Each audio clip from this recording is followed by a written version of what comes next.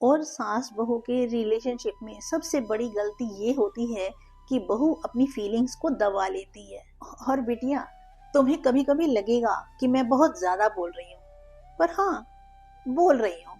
पर ये सब तुम्हारे लिए है, ताकि मेरी बेटी अपने ससुराल में कॉन्फिडेंट रहे और हैप्पी रहे। बिटिया, याद है पिछली बार हमने सास बहू हारमोनी की बात की थी। इस बार मैं कुछ और सीक्रेट्स बताऊंगी जिससे हर घर की नींव मजबूत बन जाती है। सासू माँ के साथ जिंदगी सिर्फ रूल्स और रूटीन से नहीं चलती। इसमें सबसे बड़ी चीज होती है समझदारी और नजर का फेयरनेस। कभी कभी उनकी छोटी छोटी आदतें तुम्हें परेशान करेंगी, लेकिन समझो कि ये उनके एक्सपीरियंस का हिस्सा है। बिटिया, कभी कभी तुम्हें लगेगा कि माँ, मैं ये सब नहीं झेल सकती, पर याद रखो, पेशेंस ही वो टूल है जो तुम्हें हर सिचुएशन हैंडल करना सिखाता है। एक चीज याद रखना कि घर में सुकून और शांति किसी को सिर्फ रिस्पेक्ट देने से नहीं चलती। तुम्हें समझना होगा कि सास और परिवार के लिए क्या क्या करना सही है और क्या नहीं। और कभी कभी साइलेंट अंडरस्टैंडिंग भी बहुत बड़ा काम कर जाती है। पर बिटिया, याद रखना कि परिवार में प्यार दिखाने के लिए सिर्फ शब्द काम नहीं आते, एक्शन भी जरूरी होता है। कभी कभी एक छोटी मुस्कान, और कभी कभी सॉरी बोल देना, और कभी कभी बोलने से पहले सोच लेना, और कभी कभी इनिशिएटिव लेते हुए कोई मदद कर देना, ये सभी जेस्चर्स रिश्तों को मजबूत बनाते हैं। पर बिटिया, बहू होने का मतलब यह नहीं कि तुम्हें हर चीज में परफेक्ट होना है। गलती होगी तो एडमिट करो, माफी मांगो। ये वीकनेस नहीं, बल्कि ये स्ट्रेंथ है। बिटिया, समझ रही हो ना? हाँ, तुम्हारे पति की बात भी याद रखना, उनका पॉइंट ऑफ व्यू भी समझो, उनका मूड भी ऑब्जर्व करो, क्योंकि घर सिर्फ बहू का नहीं, पति का भी है। और घर की हार्मनी दोनों के कोऑपरेशन से चलती है। बिटिया, कभी कभी घर में छोटे छोटे डिस्प्यूट भी होंगे, जैसे सफाई कौन करेगा, खाना कौन बनाएगा। इन सब चीजों को ईगो से मत देखो, काम रहो, प्यार से हैंडल करो। यही सीक्रेट है लॉन्ग लास्टिंग पीस का। और सास बहू के रिलेशनशिप में सबसे बड़ी गलती ये होती है कि बहू अपनी फीलिंग्स को दबा लेती है। अपनी फीलिंग्स को सही तरीके से एक्सप्रेस करना भी सीखो। बस ध्यान रखो कि टाइमिंग और टोन दोनों सही हो, और यही गेम चेंजर बनते हैं।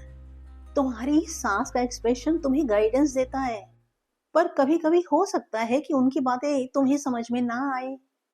पर पेशेंस रखो, धीरे धीरे उनकी बातें, कड़वी लगने वाली बातें तुम्हें विजडम नजर आएंगी। घर में हर मेंबर की फीलिंग्स को ध्यान से समझो, उन्हें वैल्यू दो, जैसे किसको क्या खाना पसंद है, किसका मूड कैसा है।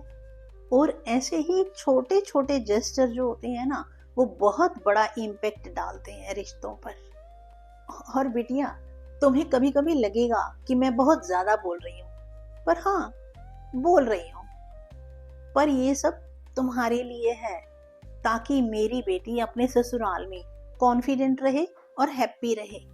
सास बहू की हार्मनी सिर्फ फॉर्मेलिटीज से नहीं आती, ये एटीट्यूड, लव और प्रैक्टिकल थिंकिंग से बनती है। घर को खुशहाल बनाने के लिए बस थोड़ा एडजस्ट करना, थोड़ी फ्लेक्सिबिलिटी रखना, और हमेशा प्यार से रहना सीखना। कभी कभी तुम्हारी सास तुम्हें स्ट्रिक्ट लगेगी, और कभी कभी ट्रेडिशंस को फॉलो करने के लिए सख्ती भी बरतेंगी, और हो सकता है कभी कभी वो दबाव भी डालें। पर याद रखना, ये सब वो अपनी फैमिली के लिए सेफ्टी और बुरी नजर से बचाने के लिए करती है। इसको पर्सनली मत लेना, बस एक्सेप्ट करना। और हाँ बिटिया, जब कभी भी थोड़ी मुश्किल नजर आए तो अपनी पति की हेल्प लेना मत भूलना। घर का एटमॉस्फेयर तभी बैलेंस्ड होता है जब पति पत्नी दोनों मिलकर एफर्ट करते हैं। बस शुरुआत तुम्हारे एटीट्यूड से होनी चाहिए। एटीट्यूड का मतलब प्राउड नहीं, प्राइड। घर में डिस्प्यूट्स, स्मॉल आर्ग्यूमेंट्स, मिसअंडरस्टैंडिंग्स आती रहती हैं, बट रिमेंबर, आपका रिएक्शन ही सॉल्यूशन का रास्ता तय करता है। काम रहो, प्यार दिखाओ, फ्लेक्सिबिलिटी अपनाओ। बिटिया, याद रखना, हर अलग अलग फैमिली का हर मेंबर अलग अलग होता है।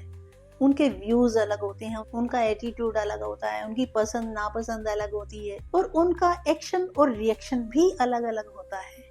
कभी कंपेयर मत करना। एक्सेप्टेंस और एडेप्टेशन ही तुम्हारा सबसे बड़ा वेपन रहेगा। तो बिटिया, अब जाओ अपने नए परिवार में, अपने ससुराल में अपने एटीट्यूड, पेशेंस और लव के साथ कदम रखो। ये तुम्हारा अपना घर है, तुम्हारे नए रिलेशनशिप्स वाला।